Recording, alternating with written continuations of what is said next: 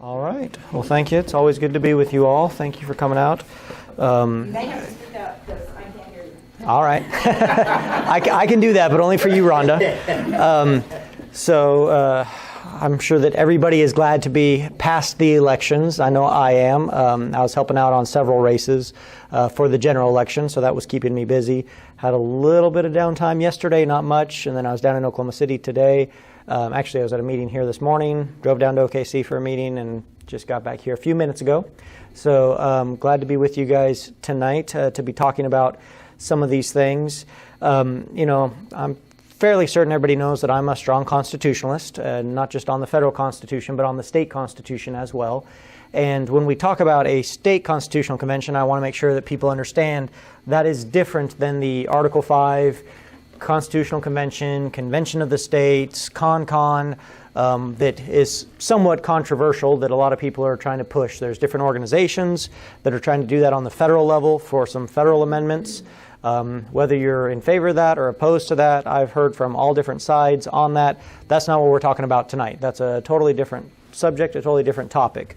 However, I will say that in my conversations with the people that are pushing for the Article 5 Convention of the States, one proposal that I had, one suggestion that I had for them was that if we wanted to, why don't we do a state constitutional convention here in Oklahoma, the reddest of the red states, as a kind of, well, it was, but as a kind of trial and proving ground for how a constitutional convention could work, and that could be more of a proof of concept for an Article 5 for those that are pushing for the Article 5.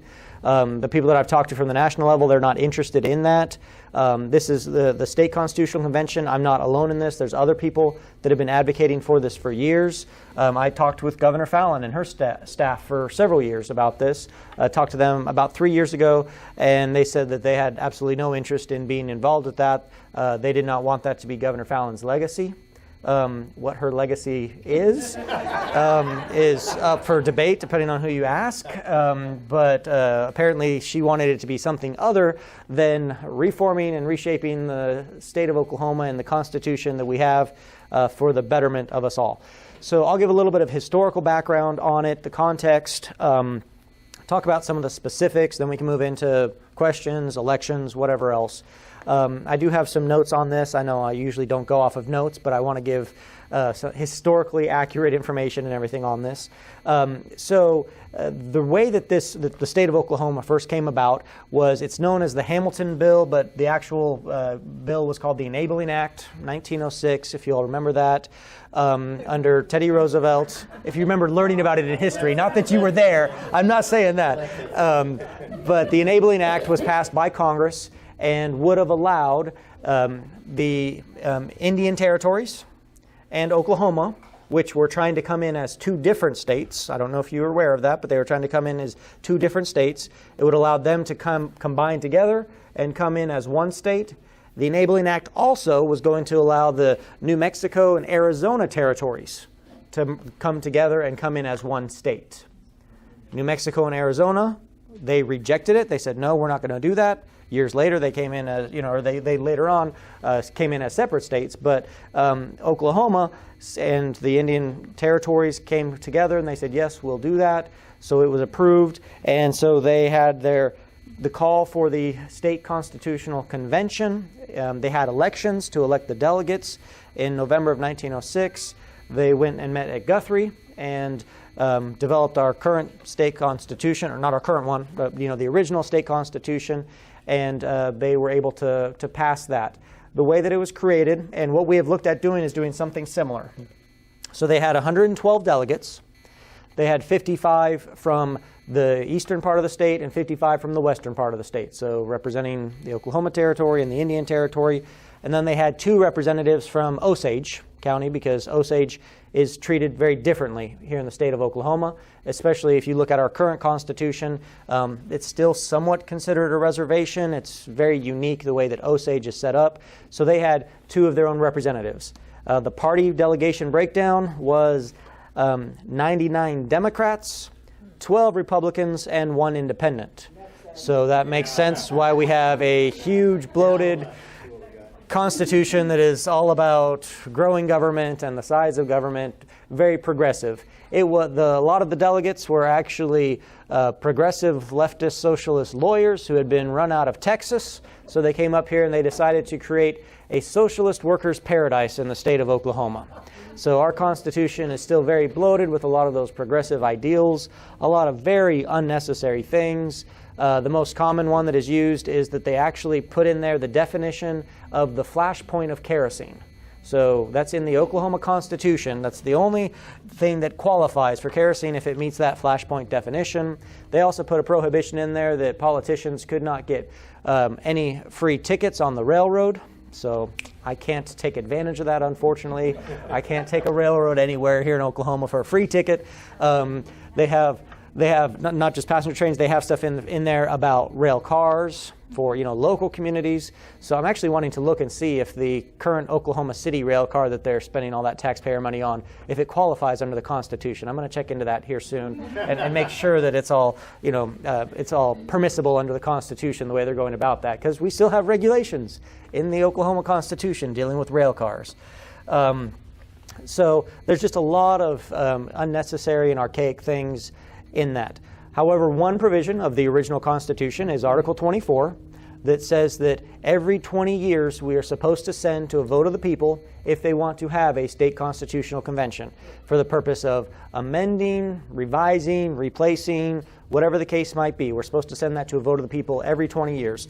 And they did it occasionally for a few times. I'm going to look at the dates here real quick.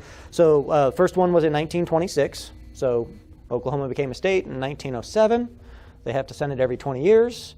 They sent it in 1926. So they followed it, within that 20-year period. It was rejected by the people. The people said, no, we don't want to have a state constitutional convention. We don't think it's necessary. The next one was 1950, a little bit over 20 years later. It wasn't exactly within the 20 years, but still close. People rejected that. Then in 1970, again, they had another one. The people rejected that as well. And then the legislature said, you know what, we don't want to do this anymore. So in 1994, they drafted a state question that would say, hey, let's repeal this from the Oklahoma Constitution to where we no longer have to send this to a vote of the people. Now, again, the last one was in 1970. They should have sent it to a vote of the people in 1990. Instead of doing that, they said, hey, let's just get rid of this thing. We don't want to do it anymore. So they sent it to a vote of the people. The people rejected that and said, no, we want to keep that in the Constitution. We want to be able to do that. But since then, they have not sent it to a vote of the people. So the last time it was sent was in 1970. Should have been in 1990. Should have been in 2010. We still haven't done it. Scott? Just clarify for me, what would be the wording of this thing they would send for a vote of the people? I'm going to get into that next. I'm going to talk about the structure of it and what we can do. Representative Gary Bands, he's been very involved in this, so he gave me some of the information because he's actually, I've in the past filed bills that would have just sent it to a vote of the people to have it, and then we could have created the mechanism later. He actually had a bill that would have created the entire mechanism and sent that entire thing to a vote of the people. Do you want to have it? And if so, here's the mechanism for it. So I'm going to talk about the mechanism here in a minute about what that would be. Like I just said, I've filed bills in the past that would have required that it go to a vote of the people. My first year up there and every session up there, I've filed a bill for this.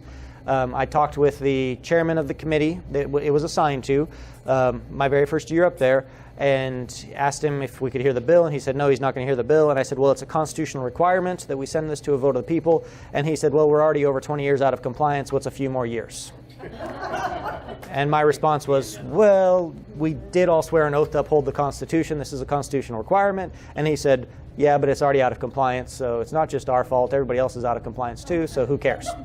And he never heard the bill. Yes, sir. Is it clear in how the constitutional requirement is stated that it's not self-initiating, that it requires the permission of the legislature to have the vote? It is not clear in how it's supposed to be done. It could be done through an initiative petition, but because it shall be done, There is an Attorney General's opinion that says that that does fall on the legislature to send that as a, because the different questions that we had on the ballot, some of them were legislative oriented, some of them were initiative petition oriented, so there's different ways that things can get on the ballot.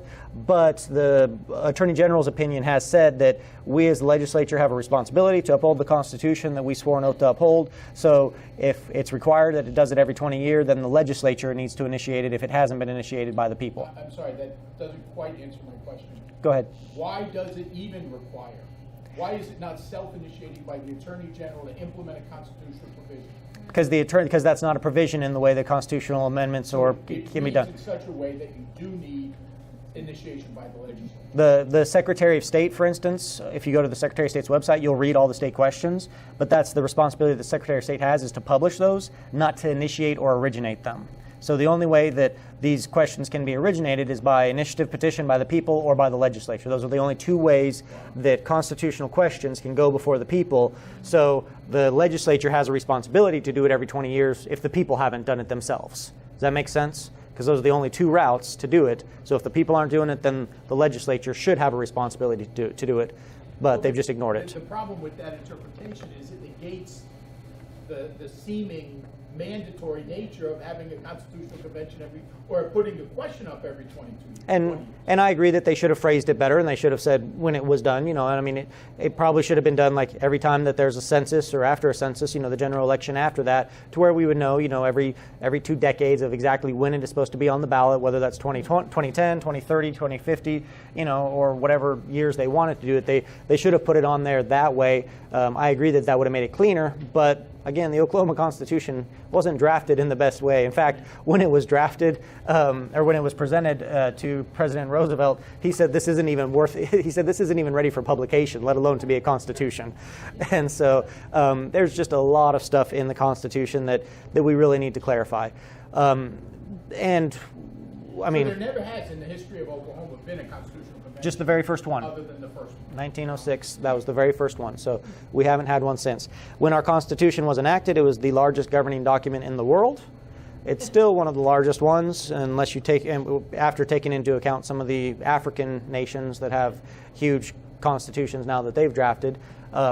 So it's just a behemoth. Has all kinds of unnecessary things in there. I mentioned a few of them. For instance, one thing that I know we've talked about in this group before is the authorities, boards, commissions, and trusts. There's 500 of those here in the state of Oklahoma. We call them ABCs. There's over 500 of those. So there's been talks about, okay, well, maybe we should consolidate some of those, merge some of them together. For instance, I filed bills in the past that would have merged the Motor Vehicles Commission and the Used Motor Vehicles Commission, because we don't need two different vehicles commissions. They could operate together and share services and administrative overhead, so there's not as much overhead. I filed bills for that. However, some of these agencies, boards, and commissions are enshrined in the Constitution. So the dental board is in the Oklahoma Constitution. Apparently, dentistry was a major concern in 1907, and so they thought that the board needed to be a constitutional agency. But if you think of the federal Constitution, we essentially have 3 branches or divisions. If you want to say maybe 4 entities with the executive branch, if you want to split the House and the Senate into 2 different ones, but they're in the legislative branch, and the judiciary. We basically have 4 constitutional entities in the federal Constitution. In Oklahoma, we have 20 different constitutional entities. We have the Board of Regents, which, we're dealing with free speech on campus issues. We're seeing what's going on with the way that they're spending money. A lot of that is because of the constitutional provisions. The Constitution basically says that we as the legislature have to give them a block grant. We just have to give them an amount of money and direct that it be spent a certain way, but they don't have to spend it that way. They can do whatever they want with it once we give it to them. And yeah, and so there's all kinds of issues like that in the Oklahoma Constitution of how it should be reformed. Thankfully, we have a good governor coming in that I believe will be a strong governor, but the way the Oklahoma Constitution is drafted, it's not created to be a strong governor. We have these heads of these boards and commissions and different agencies that are appointed by, the executive directors are appointed by the boards, and they aren't responsible to the governor. A lot of these board members have been appointed by previous governors, so it's not like in DC when you get a new president, you have a whole new executive branch. They bring in all their people to run the branches the way that they, the different departments within the executive branch the way that they feel it should be ran. We have some of these regents and stuff, I believe their terms are 11 years. So, you could have somebody that was appointed under Governor Henry when he was outgoing that will be there the entire duration of Governor Fallon and almost the first term of Governor Stitt. Well, I mean, how can you govern effectively and be a chief executive if you're having to deal with people that are carryovers from the previous administrations and stuff? So there's things like that we absolutely need to change. Have you spoken with Stitt about constitutional convention? I mentioned it to him a long time ago when he was first campaigning, and I am planning on reaching out to his people and talking to them about this and about the opportunities that we really have with this. Because I think that he's shown enough leadership that he really does want to reformat Oklahoma. And if I can show him all these problems that will stifle that, I think he would be willing to lead the charge in that and make this part of his legacy. Nicole? So he can direct the legislature to put through a bill to put it on the ballot. He can encourage us. Right. He could mention it in his state of the state. When we first get together, the first day of session, when he outlines all of his things, his goals and things that he wants to focus on, he can say, send this on to my desk. I'll sign it. We'll send it to the vote of the people. We'll get the process started on this. This is going to be a long-term process. Right. This is not going to be, done in a week or, probably it's going to take a couple years to get this accomplished. The most viable option at this point to get some movement on that? Our incoming Senate Pro Tem, he and I have had conversations about this, and he agrees that we need to send it to a vote of the people. However, I have this bill again this year, and this is one of my bills that they killed because I wouldn't vote for the tax increases. So even though they knew this was constitutional, they wouldn't pass it because I was unwilling to raise taxes on everyone. So we have, there's a lot of new people coming in. We need to educate them. Rhonda mentioned that. The state Senate, right now, as of the election, 50% of the state Senate will have 2 years or less experience. I am 7th in seniority in the Senate, and I'm only halfway through what could be my 12 years there. So we have a lot of new people coming in. The House has 47 new members coming in. So almost half of the House has 2 years or less experience, or no experience, zero days or less experience, and then about a quarter of the other ones. So on the House side, it's like 75% have 2 years or less experience. So there's a lot of new people up there that don't know a whole lot. They're going to be, getting fed all kinds of information from lobbyists, from executive agencies, and from these boards and commissions and all these things. So they need to be hearing from us too. Even if they're not your senator or House member, you need to be reaching out to them. You need to be contacting them on Facebook or whatever. What's the male-female relationship? I don't know. I haven't looked at that, the breakdown on it. I know that Oklahoma City elected quite a few women, including Kendra Horn. Now, I know Rhonda said she was surprised about, I'm getting into elections now. She was surprised about that one. I'm not as surprised about that. Oklahoma County has been going left and progressive for a while. I mean, if you look at the mayor they elected, even though he's a Republican, he's a progressive. If you look at some of the state House seats recently that were Republican seats for a long time, the House won, the Democrats won those in special elections in the House. And there's actually a Thomas Jefferson quote that I use often that he talked about that people in rural areas tend to be more conservative essentially because, or for more limited government, as he called it. He didn't say conservative, but tend to be for more limited government because they are self-sufficient enough that they can grow their own food and butcher their own animals, and they don't need government's assistance, whereas people in the more developed areas rely on government assistance more in many things. And I mean, this was Thomas Jefferson writing this 200 plus years ago when a city was 5,000 people, and it's so much truer today. And we see that across the country. If you look at most of the capital cities of any state, even look at Texas, look at Austin, you just look at the different states. The capital cities tend to go much more leftist, Democrat, progressive, because they're full of a lot of government workers that don't want limited government because they want their jobs. So that one didn't surprise me as much, the 5th district. And like you said, Steve Russell, he's never been a strong campaigner. He's never campaigned. He was unknown. I mean, people in his district didn't even really know who he was. He kind of took a lot of things for granted, so that wasn't that big of a surprise, honestly, to me.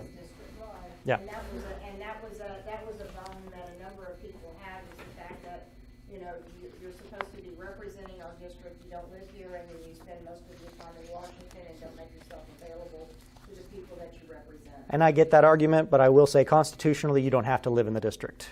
No, I get it. I mean, I totally understand what you're saying, but yeah, that doesn't understand you. Yeah, representing us here. Yeah, that was one of the things that worked against him. So to answer Scott's question earlier about the mechanism, how this would work. So the previous resolution that Representative Bands had would have made it similar to the original state constitutional convention. So the breakdown that he had was still 112 delegates, but it would be split up by basically I-35 is how they would split it up. Not according to the original maps, but by splitting it up I-35, it's a like 1.5 percentage point disparity. So you'd still be pretty close to having the same population represented in both those areas. So you'd have 55 from each side, and then you'd still have 2 from Osage County. So yes, the eastern side would have 57 total, but Osage would be treated a little bit differently. Of those, they would do 76 from the legislature. 52 would be from the House. So you'd have a majority of House members, potentially, and 24 from the Senate, so 50% of the Senate represented. 14 from the executive branch, meaning from different agencies or boards or commissions or executive branch departments, things like that. 8 from the judiciary, so you'd have the judiciary represented as well, and 14 from the public at large. So they have different formulas. So 14 from the public at large would mean 7 and 7 from each side, 8 from the judiciary, 4 and 4 from each side of the state. People that would be interested in it would have to submit their names. So legislators that would be interested would have to submit their names. Members of the judiciary or the executive branch or individual citizens that were interested would have to submit their names. And then it would be drawn by lot as to who would serve in those capacities. They had in here, and something that I would suggest changing in his original provision, was they had it evenly split Republican and Democrat. I think that it should be split according to the representation in the legislature, at least the legislative portion of it. Now, the 8 judiciary and the 14 public at large, that could be evenly split. But when the Republicans have so much of the legislature represented, to give the Democrats so much more power during a constitutional convention, to me, we want to be respectful to everybody's opinions and those things, but to me that's not how the original breakdown was. There were a whole lot more Democrats because they were representative of the people at that point in time. So that's one change that I would like to see that he had proposed. He did have a provision also that if they did not have enough legislators that submitted their names to participate, they could draw from former legislators, people that had previously served. Same with the executive branch if they didn't get enough current members. They did have a bar, I believe, on the executive branch from any statewide elected officials from serving. So the governor, lieutenant governor, secretary of education or superintendent of education, any of those positions could not serve in it. So that was kind of the main breakdown. And then they had some other protections in it, saying that anything that had been voted on or voted in by the people would not be addressed in this first constitutional convention. We could do a secondary one potentially later to address that.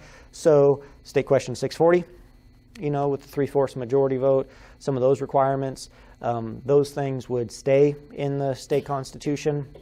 The main things that would be addressed would be the original stuff that hasn't been amended, the archaic stuff, some of those things. I would suggest that maybe some of those other things could be addressed, but I would like to see it as maybe 2 different separate conventions, just so that we're not undoing the will of the people. I think that is a good plan to not address those things right now. There's so many other things we could address, like having the Commissioner of Labor and the Insurance Commissioner, and having all these elected positions. Maybe we can move those to appointed positions to have more of a strong executive type and have some more accountability with some of those things. Those are the types of things that we could address in this. But we would have to call the delegates together. We would have alternate delegates, just like we do at the at the party conventions, the national convention. I know Rhonda was a delegate there. I was an alternate at the national convention this last go around. So we would have alternates in case people couldn't attend, and we would have to set a date and a time period for the convention to happen. They had a 90-day window. I don't know if that's too much time, too short of a time period, but whatever would come out of the convention, the proposals would have to go to a vote of the people. I would suggest, and the resolution he had would send it to a vote of the people in a general election, a November election. I'm okay with that, but I would also be okay if we had a general election in an odd year. That's actually been a proposal that has been done in the past, is that we have a November election every year, and that way we could handle more of the state questions in odd years instead of in major campaign years. So people could get out and vote solely on state questions if they want to. We could do the same thing with this. We could have this in an odd year to where people would be going out and just voting on this, so that the attention and focus isn't on all the other races and all the other stuff that can be kind of a distraction. It'd be easier to get people focused on this. So there's, yes, instead of doing, yes, we could have a general election every November. So, well, I would like to do election consolidation, but we wouldn't have to change the Constitution for that. And I filed a bill for that one. So that's kind of an overview. Now, again, this is the bill that Representative Bands has filed in the past. He had other provisions in here that they had to vote by 2/3 majority in order to actually approve amending something. It wasn't just a simple majority. You had to have a supermajority to actually amend something. They had other provisions in there as some safeguards. So this is a starting point. There's things that I really like in it. I think it's a good starting point, but like I mentioned, there's some things that I would suggest changing, and we would have to see how it would go through the process, when we would have a convention, where the convention would be, how it would all be handled. But for the most part, I think this is a good starting point, a good springboard of, we have a plan. We know how it would mostly operate, and we need to start advocating that we do this, that we fine-tune these details, we come up to a consensus, get Governor Stitt on board so that he can be pushing it and promoting it as well, get Senate and House leadership on board so that they can be pushing and promoting it as well. I'm going to continue to advocate for it, but it's something that is way past due. I've used the analogy time and time again, and I'm going to keep using it until people realize it. Oklahoma is a stagecoach company, stagecoach model in the 21st century. That's what we are. We're a 1907 model in the 21st century, and it's just not working. And so we really need to make some substantial changes for the future of our state. So that's what I'm working on. That's why I'm going to keep doing it. Does anybody have any further questions? Yes, ma'am. Does nullification have anything to do with this? It doesn't. I mean, that's a provision that we could add if we want to, but we don't have to do that through the Constitution. Not just nullification, has different perceptions and misconceptions. Since you asked about it, I'll talk about a bill that I had a few years ago. I had a bill that would allow the state legislature to refuse to implement any federal regulation, any of these rules. The federal register has over 100,000 different rules that are a burden on small businesses, on individuals, on all these different things. So my bill would have created a mechanism whereby we could pass a resolution saying, you know what, EPA, you might have a problem with this beetle over in Arizona that you feel is endangered over in Arizona, but we have plenty of them here in Oklahoma. We're not going to shut down our drill sites, and stop our energy industry because you have a concern about this beetle, and because that's a real world scenario of what's going on right now. We're not going to spend an extra $50,000 and shut down this drill site for 4 weeks just because you passed a rule saying that we have to do this. We're going to refuse to implement it. So I filed that bill.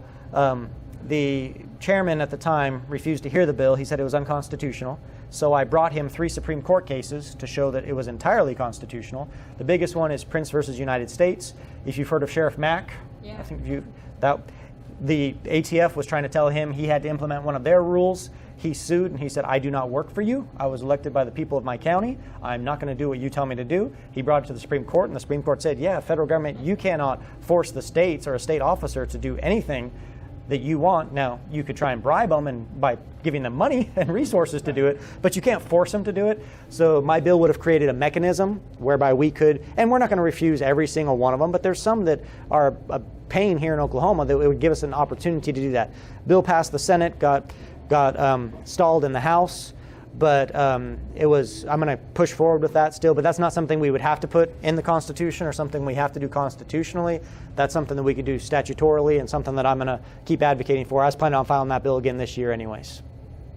Yes, ma'am. If we got to the point where it was actually going to be presented to the people, what issue or issues could we include in there that would be a hook so that they would pass it? I mean, that's a great question. I've been going through and analyzing the Constitution and finding which portions of it were enacted at what time, when they were amended, the different changes. A lot of people don't realize this, and I don't know if this would answer your question or help.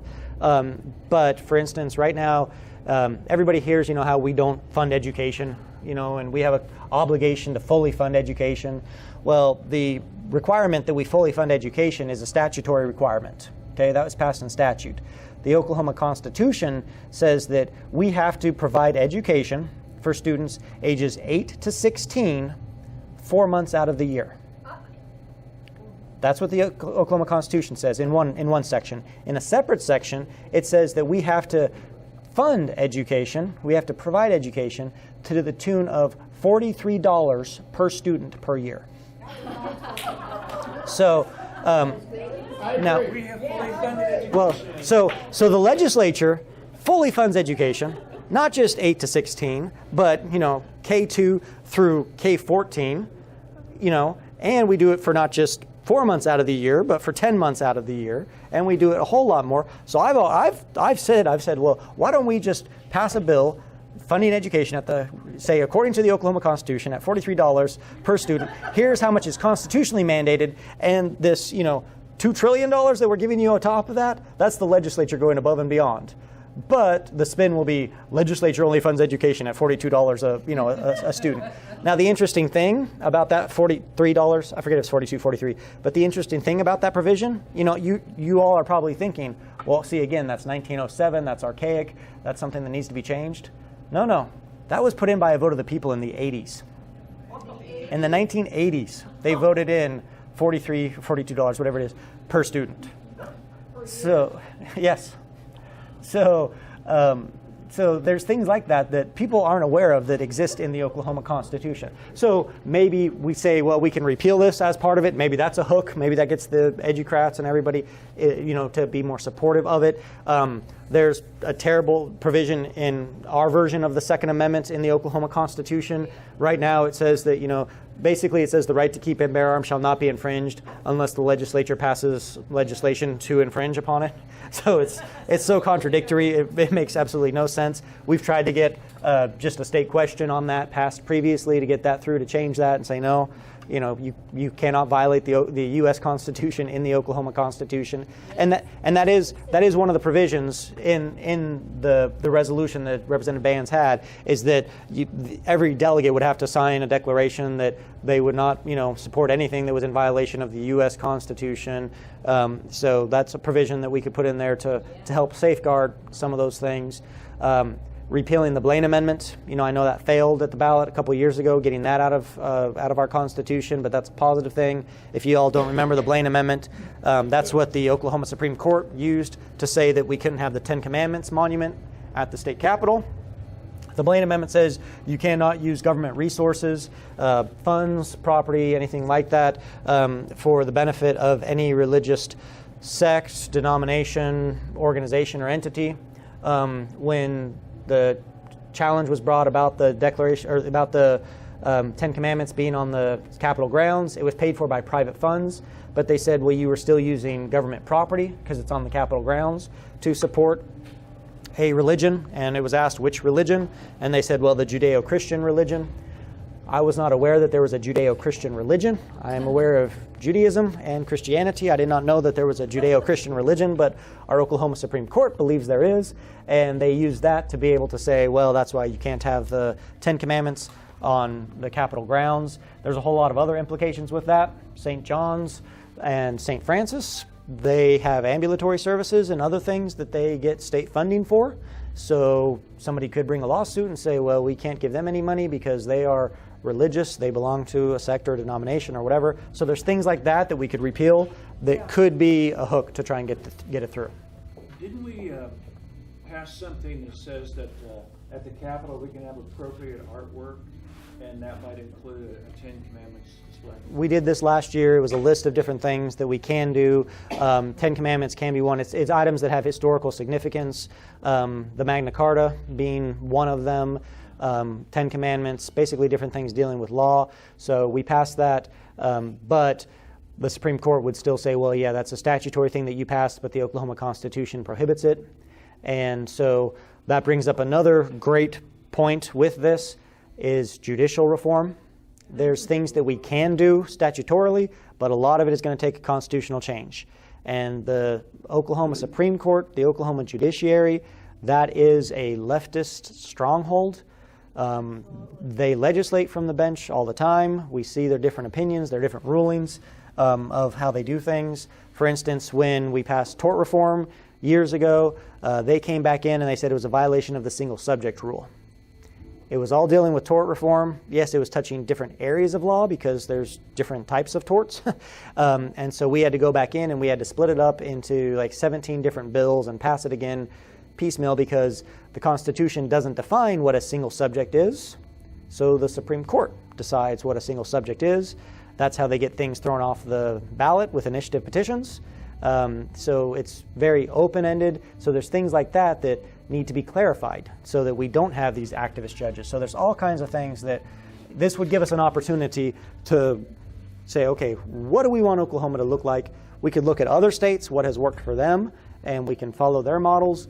We don't have to rebuild everything. You know, we can see what's working in other states, but we have to do something. We can't keep just, it's a patchwork of, you know, it's a hodgepodge right now that we're just changing this here, we're changing this here, you know, all these different state questions that we have every 2 years.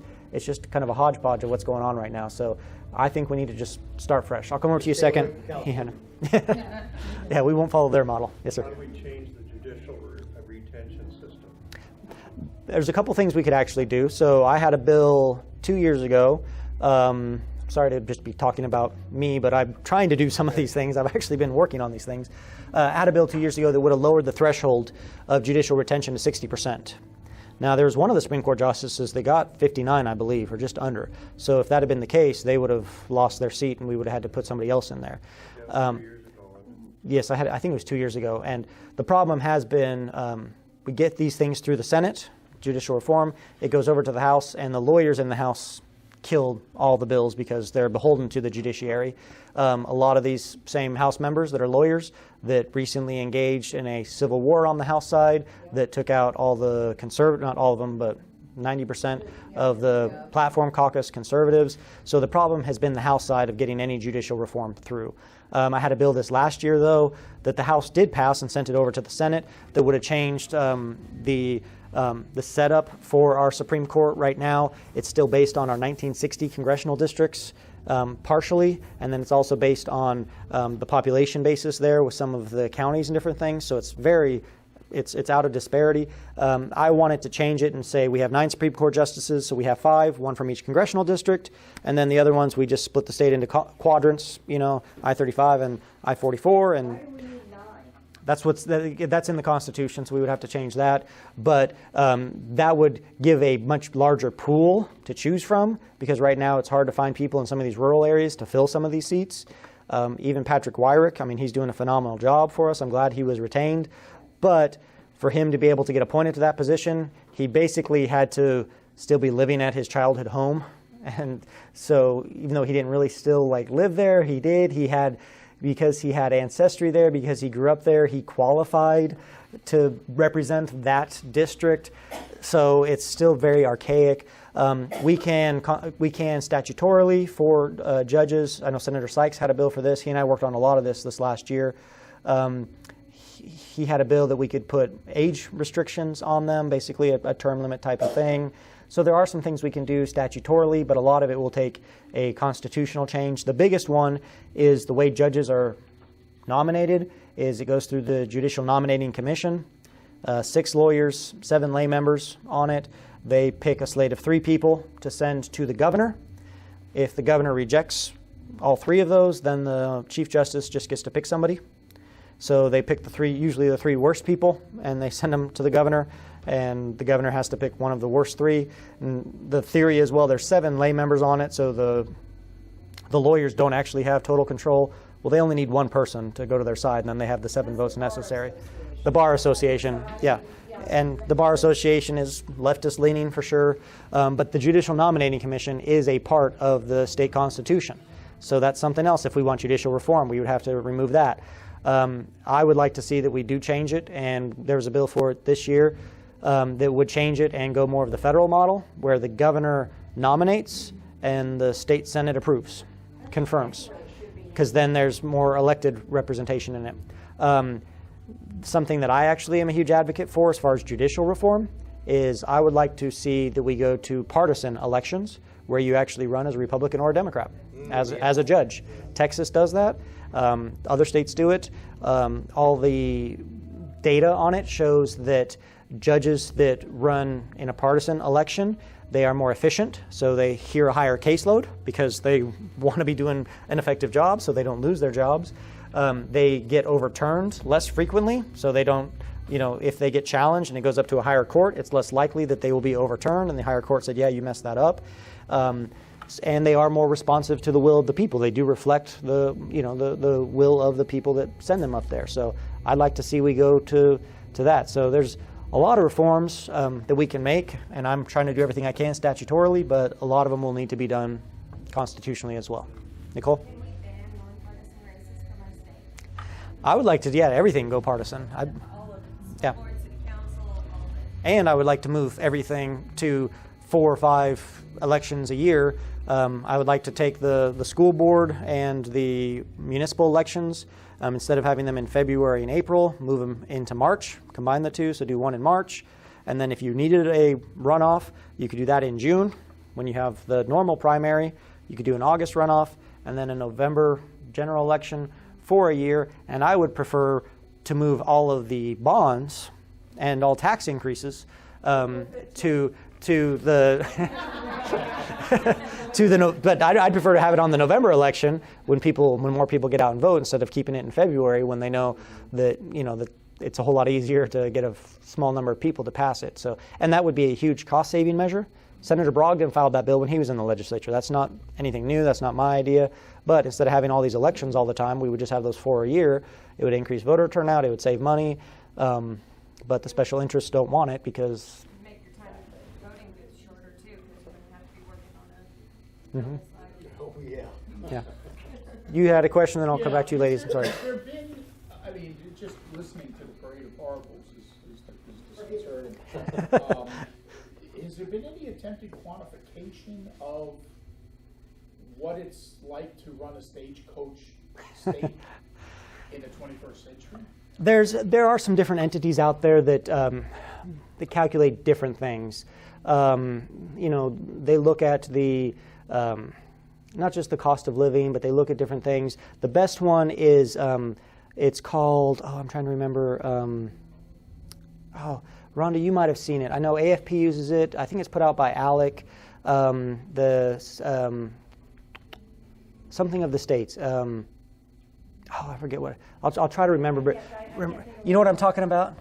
It's a thing that they put out that basically shows where each of the states rank economically, as far as business environment, different things, if they've decreased taxes, if they've raised taxes, and they put it out every year. And so different states move up in rankings and go down. And so you can see over time, you can see a trend on it. And Oklahoma, especially under Governor Fallin, has dropped usually at least 5 points every year, sometimes as much as 10 or 12. We used to be ranked pretty high when we were cutting taxes, when we were making some changes and different things, but we've dropped over the years. That's one of the best ones, but I cannot for the life of me remember what it is. But I'll keep thinking about it. Through OCPA or Yeah, I think OCPA. They're going to use those statistics and things too, that information. OCPA uses it a lot, and they have a a website where you can go on and you can mess around with all the data and look at the states. And the way they base it, actually, you know what? One of the things that they do to base it on is they base it on, they call it how people vote with their feet, by showing the exodus from like California over to Texas or to other states, because based on where they file their tax returns from one year to the next, they can show that. Man, I can't remember the name of that. I'm sorry, but no, it's. I guess the short answer to my question is there really is not a definitive There's- analysis of the cost of having an out-of-date constitution. There really isn't an analysis that has been, and that might be hard to actually quantify and figure out. But I mean, it does cost us. I mean, just in efficiency, there's a lot of things that we could improve that would be cost-saving measures. Let's say we got it on the ballot to have the convention, and it was approved. And the legislature then works on the changes. Now, whatever changes they make have to come back to the people for a vote. Does it have to be exact language? Yes, that would be a provision we would put in there. Exact language. Mhm. And so it's very limited as to the changes you can make, because you can't put 50 changes and, so it's a slow process. You can, but I mean, the convention could say, you know what, we're going to, just for ease, instead of amending Article 7 and repealing Article 8 and then changing Section 2 of Article 9, you know, line 10 and line 17, instead of just, you know, doing all these little changes, we're just going to scrap it, start over with a whole new one.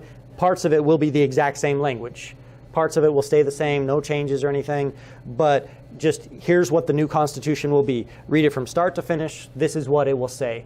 That would be an easier way to do it. Okay, yeah, okay. And that's what I would suggest and recommend. And one great benefit to that is hopefully all the legislators would read the state constitution for once. So that could be a benefit. I'll come back over to you. Yes, ma'am. Sorry, Scott, I'll come to you. Yeah, I wanted to find out, I don't know if it makes any sense or not, or if even possible, but is there a way that we could, just as citizens, read the Constitution and say, oh, well, we don't like that and we want this, so. The Oklahoma Supreme Court Network, OSCN, online on their website, they have it where you can look up each article. They have it where you can search by word. So if there's something like, if you want to search taxes, you can search that. If you want to search schools, you can search that. It's OSCN. So just search OSCN Oklahoma Constitution, and you'll be able to find that. I think the Oklahoma State House might have it on their website too. It doesn't really exist. Yes, it's almost unreadable. yeah, and if you do it in the PDF format, you have to scroll through everything. If you go on the Supreme Court website, each article is separate, so you can click on one article and look at it, or you can search a specific article. You can search the whole thing, so it's a little bit easier of a way to manage it and stuff. And some of those provisions they're longer than the U.S. Constitution by itself almost, just one article or something. Thank you. walletcode.com you're talking about, but it's not, depends on the region. What was it? Walletcode.com? No. I know I can see the cover of the book because they put out a booklet every year on it, but I can see what it looks like, but I can't read the names. The guy from Kansas or whatever, how many walks? Yeah, Or and how many how many walks is one of them? Yes. And that's where he shows the fiscal impact of people moving from state to state. And I think it's just howmanywalks.com, right? Pardon me? The website I think is howmanywalks.com. I think it's how many walks. Yeah, just look that up and you'll be able to see at least how people have changed, you know, where they've moved to because of better potential economic outcomes and tax structure. People don't realize, like, look at California. California they're having an exodus of people. Yeah. They passed tons of bonds and stuff. You know who has to pay for those bonds? The people that are still there. So the people that got away, that voted on it and leave the state, they no longer have to pay those bonds. So that means that the people that are remaining, their property taxes are gonna go up even higher.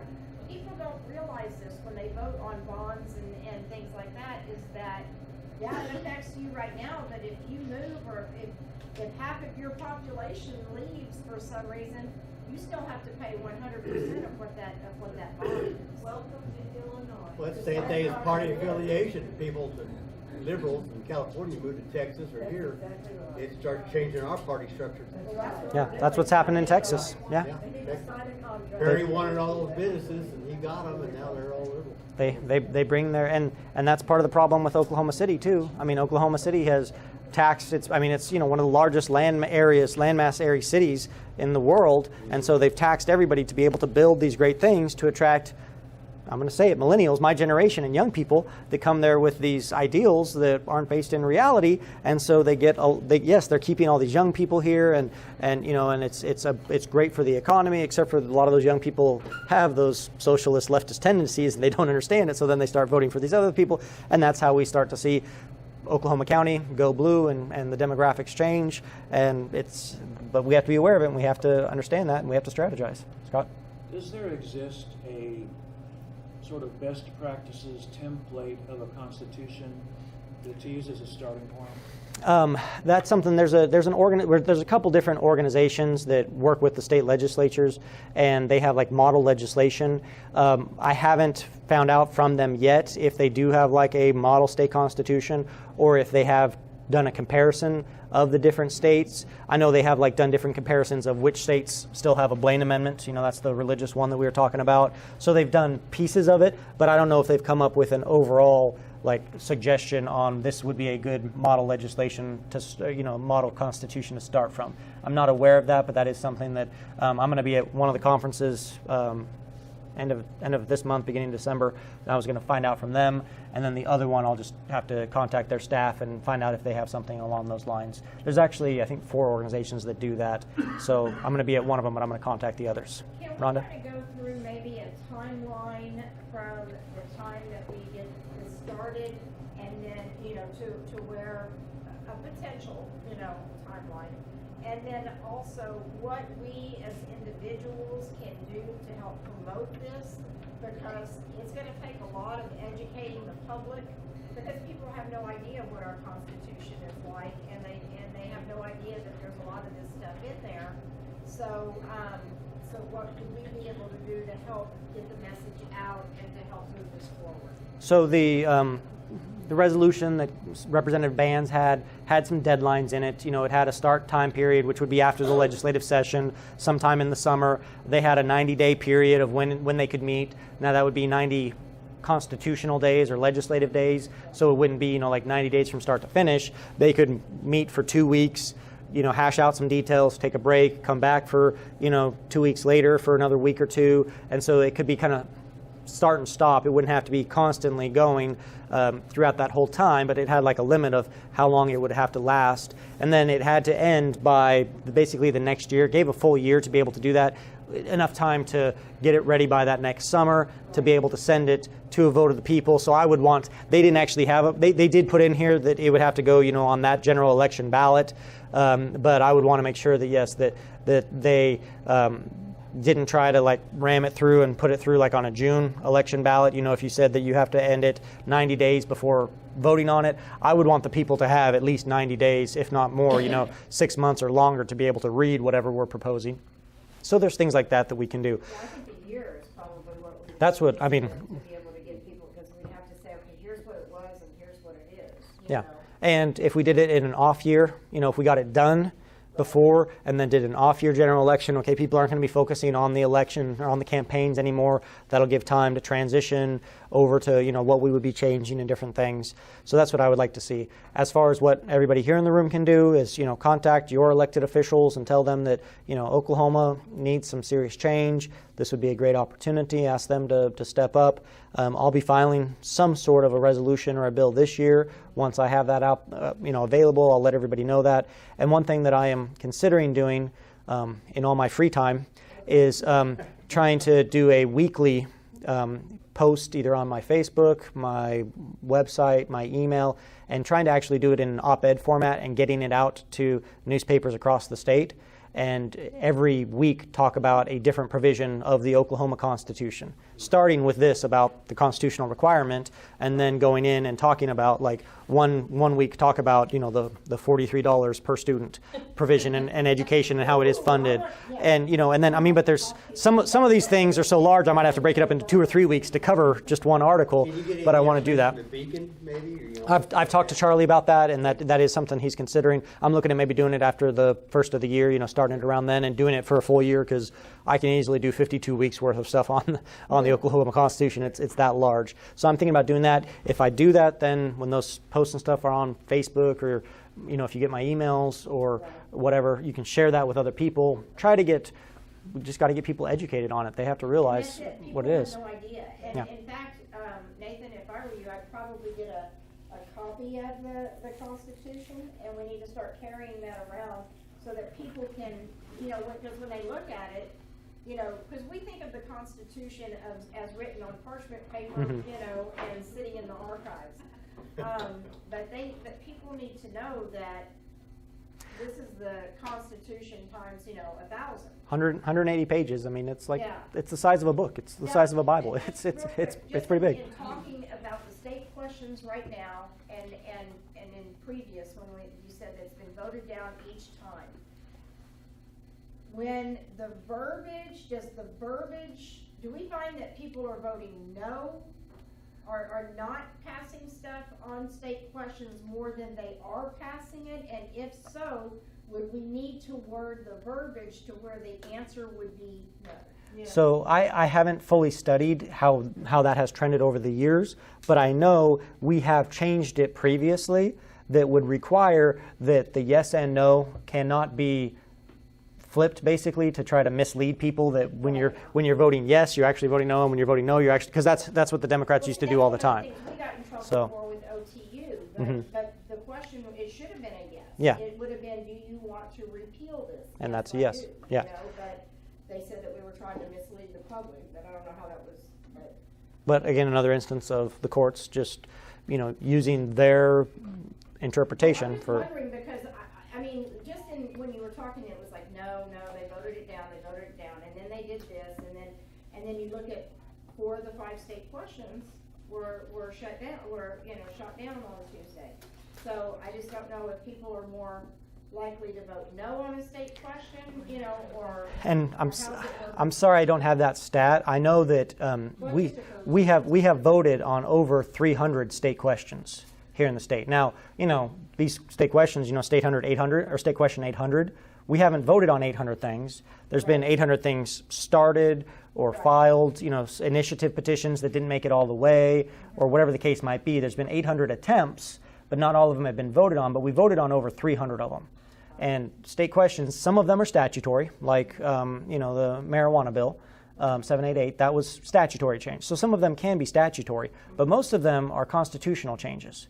So we've essentially changed our Constitution. If we're just, I mean, I'm just guessing based on that, but you know, if we've voted over 300 times, 2/3 of those probably were constitutional questions. So we've amended our Constitution 200 times in 100 years. Right. You know, voting every 2 years. So we basically, you know, change it 4 times, which this last time we had 5 questions, you know, that would have changed the state constitution again. Right. So it's, you know, it's something that I think we should preserve, being able to do the state questions and having that way, having the people involved. That's Oklahoma was created kind of populist in that way. But we shouldn't have to be doing each of these piecemeal. We should just do one thing and take care of it. Donna? Nathan, do you think that the few real conservative legislators we have left and Governor Stitt are going to have a hard time getting anything done that's conservative? I guess I can speak for all 2 of us conservatives in the Senate. No, there's a few more. We have some good ones. You know, the thing that I've seen with a lot of the moderate a lot of the moderate Republicans, and even some of the ones that aren't even moderate, that are liberal Republicans, they're very much excited about Stitt. At least they're publicly showing that. A lot of them aren't really leaders; they're followers. Yeah. I mean, I think everybody knows that I march to my own tune. I'm not just going to fall in line and do whatever Governor Fallon says. You know, my guide is the Constitution and the Bible, and you know, I have a solid, you know, principles that I follow. Not everybody up there does that. And so if we have strong leadership, and if Governor Stitt leads the charge and he polls them, they'll ride his coattails. They'll follow along. They'll fall in line. They won't want to buck him. They didn't want to buck Governor Fallon. And it wasn't always just because they, you know, agreed with her moderate leftist positions. It was because they just wanted to stay in good graces. They wanted, you know, to be a part of the club. So if Governor Stitt and Matt Pinnell, if Lieutenant Governor Pinnell, if they really lead the charge, if they're out there vocalizing it, somebody asked me the other day about constitutional carry. Can we get it passed? We can, but it'll be a whole lot easier if Governor Stitt, instead of saying, get it to my desk and I'll sign it, if he says, send it to my desk, I want it. If he's leading the charge and saying, hey, give me this, it's going to be a whole lot harder for them to play the games that they play behind the scenes and stuff and say, well, we'll hear it in committee and then we won't hear it on the floor, so we can all say we voted on it, and then the governor will have, you know, cover because, well, we didn't send it to him, so the governor's like, well, I said I would sign it if they got it to my desk, they didn't give it to my desk, so they can each blame each other. So what we really need is strong leadership. And I think Governor Stitt wants to do that. I mean, I think he has conservative ideals. I appreciate the things I've heard from him, but he really needs to vocalize that, and we need to encourage him to vocalize that, to lead the charge. That he's not really sure, you know, what the verbiage is, but when stuff doesn't start happening the way he wants it to, I think his verbiage will change quite a bit. I agree, and you know, I know some of his people, and I'm going to be reaching out to them because he made an effort to meet every legislator and talk with them during the campaign, and asked, I know one of the questions he asked me is, well, what is the one thing that we could do to change the state? And I said, constitutional convention. You know, and so I think they want to learn. During the whole tax debacle and all these other things, one of the senators came to me and they said, Nathan, we know you're going to vote no on tax increases, but everybody is saying that you don't have any solutions. The other senators are saying you don't have any solutions. Now, I know you have solutions, but they're just going to say that you're just being a no vote. You're just being antagonistic. You're just, you know, contrarian. What are your solutions? So he and I sat down, and I drafted what I told him. I call it my grand plan for the state of Oklahoma. And I said, here's all the things that we need to address. Here's all the things that we need to do. Here's the changes we need to make. Here's, you know, tax reform. Here's judicial reform. Here's election consolidation. All these different things will have a fiscal impact. There'll be cost-saving measures. We need to consolidate these things. We need to eliminate this one. You know, I gave all kinds of different solutions that if we had implemented all of them, we would have, you know, had over $1 billion that could have gone to education or roads and bridges or pensions or core functions of government without raising taxes. If we would have done half of them, we could have had the $500 million that they raised taxes, or $250 million that they gave to the teacher pay raise. So we could have done any of those things, but they didn't want to do that. But he at least was aware that I do have a plan, I do have proposals. So my intent is to try to get together with Governor Stitt directly if I can, but with his policy people, whoever's going to be leading the charge, and give them the plan and say, I don't need credit for this. I want what's best for the state. It doesn't have to have my name on it. I'm willing to run whatever bill. If you can get somebody else to run it, I mean, I'll give them my strategy of who I think would be best to run the bills, because there's some things that would be better for other people to run besides me. And, you know, I'll help behind the scenes. I'll do everything I can. So I want to meet with them and give them my strategy and say, you know, I don't care if you all get the credit. I just want what's best for our state. So here's my plan. Take the parts of it that you feel, you know, you agree with, that you can get accomplished. Let me know how I can help. I'll do whatever I can. So that's my plan and my intent right now. Nathan, Yes, sir. do you have that plan in form that you can give us? I have it somewhere. I haven't looked at it in a while. I've been a little busy the last few months, but yeah, I have it somewhere that I can find it It'd and be interesting to have, so that we could converse with other people. Mhm. Yeah. about different options. Sure. Yeah. We got about 5 minutes left. Oh, Nicole, yeah, you had your hand up earlier. I'm sorry. Go ahead. I was gonna say, if you want a constitution convention, just make it required to pass high school. That all kids learn our state constitution. There And you you'll go. see it get real short real fast. Hey, I was going to file. No, never mind. And then I was gonna ask on Are those gonna be coming back this session with different wording? Because I feel like they were so close to that threshold and there were specific reasons that they did not pass. 801 was a legislative one, so it might come back up, but there's been other legislative ones. Usually they don't get run back to back 2 years in a row. Like Right to Farm a few years ago failed, so they're going to try that again, but they don't want to try it back to back, especially right after it fails. The Blaine Amendment, repealing that one, they didn't want to run that one again this year because it failed 2 years ago, so they might bring it back. 793, that one was led by Walmart. I think they'll probably try and do it again, but they might try and do it statutorily instead. Or I haven't checked the campaign filings, but with so many new people in there, they're probably going to be writing a lot of checks here in November, December, and then going around to all the new members' offices and saying, hey, this would be really great if we put this in statute or change the current statutes on how this is done. Because, right now there's 12 senators and 45 House members up for grabs, so to speak. That's a pretty good voting block that they could probably lock up fairly easily, and then get a handful of other people, and they might be able to get that through statutorily. I don't know. I haven't heard that. I'm just strategizing. I mean, that's how I've seen things play out in the past. So, knowing the finances and stuff that they have, that's what I could see happening potentially. Let's Rhonda. end on a happy note. So, do you foresee, because I do, national popular vote coming back? I will end on a happy note in a minute. So many people realize the error that they made in voting for that on the Senate side.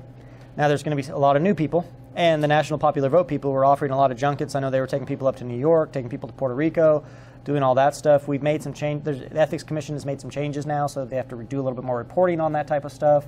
I could see it coming back up potentially. It's a terrible idea. I fought it on the floor. I'll fight it again. But I don't know who would lead the charge on it. The senator that led the charge on it didn't seek re-election and then became a lobbyist, their national lobbyist, and travels the country promoting it. So he got it through so that he could say, I got it through, so he could go and promote it. I don't know that there's anybody in the legislature, in the Senate at least now, that will take up that mantle and run with it. I mean, I can think of a couple people that might, but no, I don't foresee that really being a big thing. So I will, 1 minute left. Let me end on a happy note and I'll answer your question afterwards. Okay, one more question and then I'll. It has to do with what we were asking Dr. Cox at the International House of Pancakes about cutting down the number of districts or consolidating, and it was kind of a hedge. Maybe it's more complex because of federal monies or whatever, but it's been spoken about through Dan Fisher's organization, him running, about auditing everything and how maybe when that comes out, instead of being in charge, let the educators be in charge of that. If something obvious could be brought to the attention of citizens, that we should put that to go with cleaning that up so we don't spend 51% of our state budget on education. Is that possible? There are some possibilities. Now, some of the auditing requirements are constitutional. Some of them are statutory. I'm going to try and expand some of the statutory ones to give the legislators some more authority. My thinking at this time is to allow committee chairmen to have the authority to call for an audit of any agency that they have jurisdiction over, because right now we can't. I can't call for an audit any more than you can. The pro tem and the speaker can jointly, the governor can, the director of an agency, but I can't call for an audit any more than you can. I mean, I can call for it right here, but it doesn't do anything.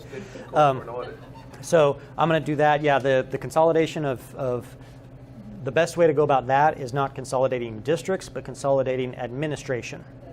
So that people get to keep their district name, they get to keep their district mascot, they get to keep all that stuff, but we do away with a lot of the administrative overhead. I know my second year up there was a bill that would have consolidated not administration, but some administrative functions, so not the superintendents, but it would have consolidated HR and IT personnel, which would have saved $50 million a year. And it was in rural districts or smaller districts. I think it was only under like 300 students in each district, and that would have saved $50 million a year. That could have been a $1,000 teacher pay raise, and that was 5 years ago. It's not just their pay, their salaries. It's the benefits and their retirement and all the other stuff around, not just the head guys, but people in their offices. Well, but the bad thing is Republicans have done such a poor job of being able to message. And what the mess that they came into when they took over, with the pensions not being funded. And then in lieu of a raise one year, they got that, it was agreed that they would get their insurance paid for at no cost to the teacher. And so there are different things out there that people weren't aware of that, and they don't even pay attention to it. All they hear is the bottom line of the rhetoric. And I'll give a little bit of a idea of this next session. Republicans have been terrible at messaging. We're working on that. I'm working with other organizations trying to improve that, so we do a better job about messaging. But this next session, we're probably going to have $300 million spillover outside of the rainy day fund, maybe up to $500 million, $500 million that we're going to have to spend, because that vision fund would have let us put that money into that and invest it, but that failed at the ballot. So now we constitutionally have to spend that money. What I would like to see happen with that is that we use that and we get some reforms. We offset it with reforms. So pensions, yes, when Republicans took control, the teachers' pension plan was funded like 47%, which is basically defunct. Now we're up in the 70s, I think like 75%.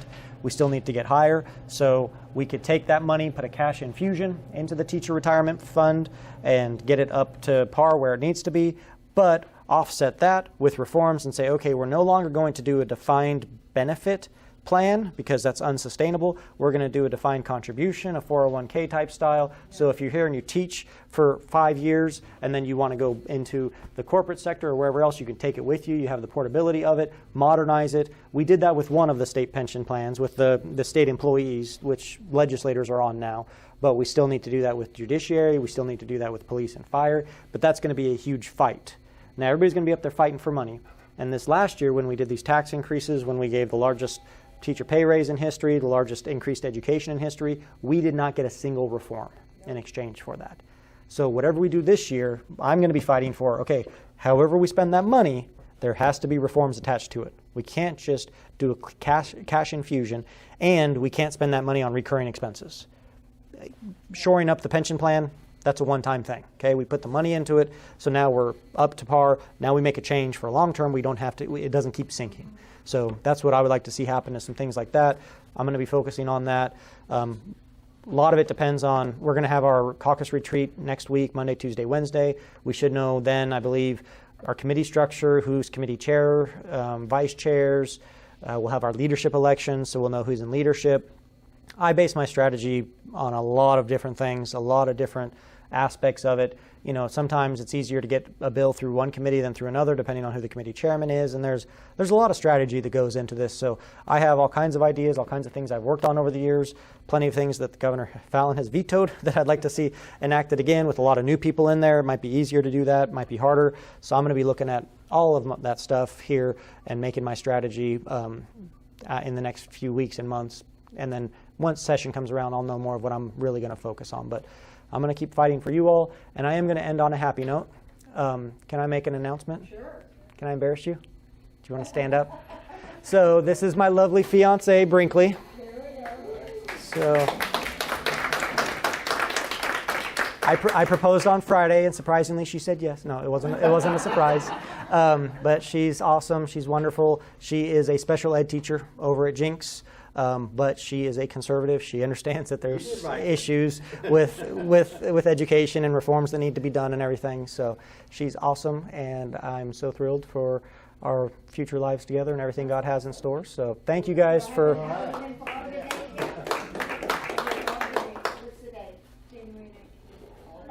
So before session. So yep, we're gonna get married before session. So yep, she's wonderful. She's awesome. So please say hello to her. Thank you all for all your support over the years. I'm still staying in the fight. I'm going to keep fighting for you all. I'm going to keep upholding the Constitution. Anytime I start to get tired, I do two things. First of all, I remember the scripture, do not grow weary in doing good, for in good time you'll reap your sure reward.